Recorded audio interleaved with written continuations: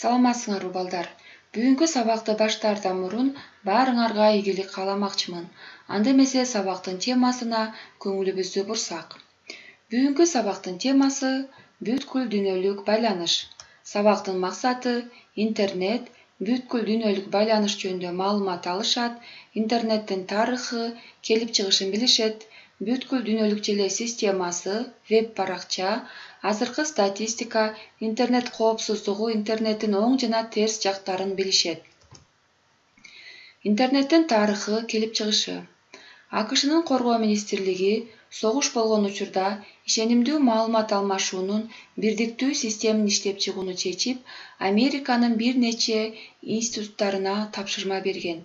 Биринчи компьютердик тармак ARPANET деп аталып, АКШнын 4 илимий мекемесин бириктирген. Бул мекемелер коргоо министрликке алдыңкы катардагы технологияларды иштеп чыгышчу. Алгачкы билдирүү ARPANET түйүнүнө ло деген тамганы жиберүүдөн башталат. Чындыгында логин деген сөздү жөнөтүү пландалган, бирок 2 тамгадан кийин түйүн менен компьютердин ортосундагы байланыш үзүлүп кеткен. 1973-жылы маалымат алмашуу тармагына Норвегия жана Улуу Британиянын ири уюмдары кошулуп, тармак эл аралык деп аталып калган.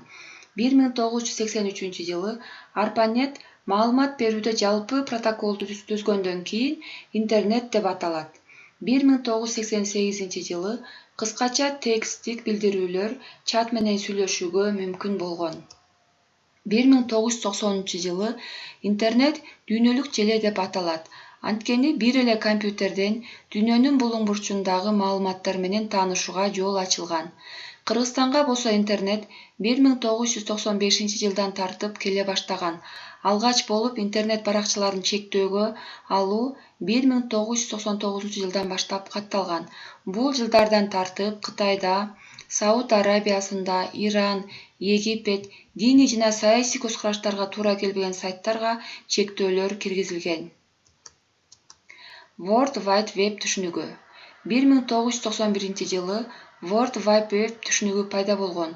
Бул күнү британиялык окумуштуу ойлоп табуучу Тим Бернерс-Ли World Wide Web проектисин түшүнүгүн биринчи жолу жарыялаган. World Wide Web бүткүл дүйнөлүк желе деп которулат.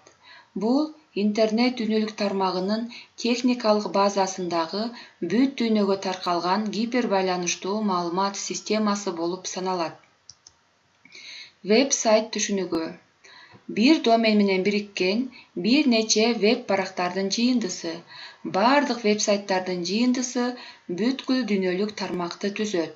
Кайсы бир жалпылагыч темага жана дизайнга бириктирилген, ошондой эле өз ара шилтемелер аркылуу байланышкан жана адатта бир серверге жайгаштырылган веб баракчалардын жыйындысын веб-сайт деп атайбыз. Веб баракча бул бүткүл дүйнөлүк желе системасындагы негизги маалымат бирдиги. Ал веб-серверде сакталган өзүнчө документти камтыйт. Беттин өзүнүн аты болот. Ошол аталыш боюнча ага кайрылууга мүмкүн. Бул беттеги маалымат ар түрдүү болушу мүмкүн. Текст, сүрөт, фотография, мультимедиа. Веб-бетке рекламаны, маалымдама, кабарды, илимий макалаларды, акыркы жаңылыктарды, көркөм чыгармаларды, сүрөт каталогдорун, аба ырайын жана башка толуп жаткан маалымат жайгаштырса болот. Мындайча айтканда, веб-бетинде бүт баары бар. Гипербайланыштар. Бүткүл дүйнөлүк желе системасынын эң негизги касиети веб-беттердин ортосунда гипертекстик байланыштын уюштурулушу болуп эсептелет. Бул байланыштар бир сервердин ичиндеги беттердин ортосунда гана эмес, бүткүл дүйнөлүк желе системасынын түрдүү серверлеринин ортосунда дагы аракеттенет. Гипертекст бул тексттик маалыматты уюштуруу жолу. Анын ичинде ар түрдүү фрагменттердин ортосундагы ойдук, маанилик байланыш, гипербайланыш орнотулат. Адатта гипербайланыштык сөздөр асты сызылып же башка түстө белгиленет. Бул сөздү чычкан же клавиатура менен белгилеп басып, башка документтерди көргөнгө өтсөңөр болот. Байланыш үчүн ачкычтын ролун текст эле эмес, сүрөт, фотография, үн, документтин көрсөткүчү да ойной алат. Мындай убакта гипертекст термининин ордуна гипермедиа термини колдонулат. Интернет кызматтары булар Email, электрондук почта, жаңылыктар, электрондук котормочу, факс, модем, телеконференция, маалымдар базалары, Skype, веб-сайт болуп саналат. Издөө системалары машиналары булар Яндекс, Google, Rambler. Азыркы статистика боюнча, бүгүнкү күндө Жер планетасынын 3 миллиарддан ашуун жашоочулары интернет кызматын пайдаланат. Алардын 2,4 миллиарды уюлдук телефон аркылуу интернетке туташкан. Дүйнө жүзү боюнча интернет ачкычы 7 гана адамда бар. Бул сыр тамгалары бар электрондук карта. Глобалдык хакерлердин кол салуусуна душар болгондо, АКШнын аскердик базасына билдирүү келет. Ал жерден ачкыч ишке кирип, бүткүл дүйнөлүк интернет тармагы өчүрүлөт. Интернет пайда болгон күндөн тартып, 5 жыл ичинде 50 миллион адам колдонгон. Мындай аудиторияга жетүү үчүн телефондор 75 жыл, радио 38 жыл, телевидение 13 жылда араң популярдуу болууга жетишкен. Ал эми Telegram болсо, өзүнө 50 миллион аудиторияны топтоо үчүн жарым жыл гана сарптаган. 2008 жылкы маалыматтарга караганда, дүйнө жүзүндөгү интернет колдонгондордун саны 1,4 миллиард адамга жеткен жана бул көрсөткүч убакыт өткөн сайын жогорулоодо. Дүйнөнүн башка бурчтарындагыдай эле Кыргызстанда да интернет колдонуучулардын саны күндөн күнгө артып, өзгөчө Бишкек шаарында интернет кафелер жана алардын тармактары көбөйүү менен алек.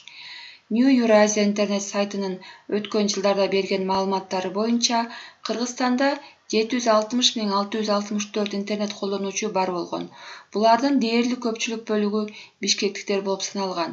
Тагыраак айтканда, интернет колдонуучулардын 77% Бишкекте, 10% Ошто, калган 13% башка облустарда болгон. Ал эми азыркы учурда жогорудагы көрсөткүчтөрдөн да интернет колдонуучулар көбөйдү деп айта алабыз. Кыргызстанга интернет 1995 жылдан тартып келе баштаган. Интернеттин 90%ын казакстандык 4 ири провайдерлер Орусиядан Кыргызстанга түз алып берет. Ошондой эле кыргызстандык интернет колдонуучулардын 32% жумасына 3-4 саат интернетте отурушса, 22% жумасына 5-6 саат, 8% бир күндө 6 сааттан ашык убакытты интернет баракчаларын барактоо менен өткөрүшөт. Бүткүл дүйнөнү кучагына алган интернет тармагына кошулууну оңойлоткон технологиялардын катарына уюлдук телефондор да кирет. Промотанк компаниясы жана интернет саясатынын жарандык демилгеси Коомдук фондусунун интернет тармагын талдоо максатында жүргүзгөн изилдөөлөрүнүн жыйынтыгында Кыргызстандагы интернет колдонуучулардын 51% иш жеринен гана интернетке кошулат. Ал эми 21% так ушул уюлдук телефондордун жардамы менен интернетке киришет. Изилдөөнүн жыйынтыгына ылайык, өлкөдөгү интернет колдонуучулардын 8% болсо интернет кафелерден интернетти пайдаланышат. Статистикага караганда, Кыргызстанда интернет колдонуучулардын 75% 10 жаштан 30 жашка чейинкилерди түзөт. Интернет коопсуздугу, интернеттин терс жактары. Дүйнө жүзүндөгү кээ бир психологдордун билдирүүлөрүнө караганда, интернетти туруктуу жана көп колдонгон адамдарда интернетке болгон көз карандылык пайда болушу мүмкүн. Бул көз карандылыктын алгачкы белгилери интернеттеги убакытты көзөмөлдөй албоо менен башталат. Интернет баракчаларына ашыкча кызыгып, андан мына чыгам, ана чыгам деп башка ишин таштап, интернетке сүңгүп кирип кетүү, ага болгон көз карандылыктын анык мисалы. Психологдордун айтымында, интернетке көп кызыгуунун натыйжасында адам чыныгы жашоодон алыстап, виртуалдык жашоого кирип кетиши мүмкүн. Мындай учурда интернет колдонуучуну финансылык жактан чоң коротууларга душар кылышы ыктымал. Кээ бир маалыматтарга караганда, учурда дүйнө жүзүндөгү интернет колдонуучулардын 10% интернет көз карандыларынын катарына кирет. Ошондой эле интернетте тастыкталбаган туура эмес маалыматтар да тез тарайт. Туура эмес маалыматтардын негизинде туура эмес пикирлер тарайт. Ошондуктан азыркы учурда медиа сабаттуулукка үйрөнүү керек. Интернеттин оң жактары. Интернет бүгүнкү күндө адам үчүн зарыл нерселердин бири болуп калды. Интернеттин негизи артыкчылыктарынын бири маалымат менен көз ирмемде алмашуу.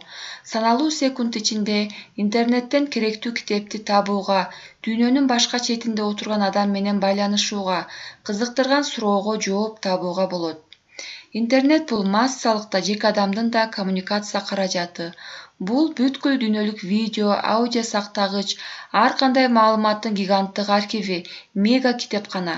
Интернет визуалдык, аудиовизуалдык медиа каражаттын универсалдуу түрү. Ал өз ичине бардык медианы камтыйт. Пикир алмашуунун жаңы мүмкүнчүлүктөрүн ачты. Почта, чат, социалдык тармактар, жаңы визуалдык форматтарды кошуу, видеоролик, видеосюжет, видеоклиптер, сүрөттөр чыгармачылыктын жаңы түрлөрүн баштады. Интернет эң чоң жана тез маалымат булагы.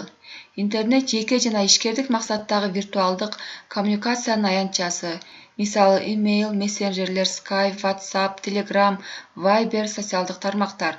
Интернет кызыкчылыктар боюнча ири клуб, социалдык тармактардагы коомчулуктар, тематикалык форумдар, порталдар. Интернет билим алуу үчүн гиганттык мейкиндик, онлайн университеттер, курстар, окутуучу видеолор, энциклопедиялар. Интернет өздүк реализация, көңүл ачуу, жеке маселелерди чечүү, Instagram, блог, шаар карталары, такси жана башка.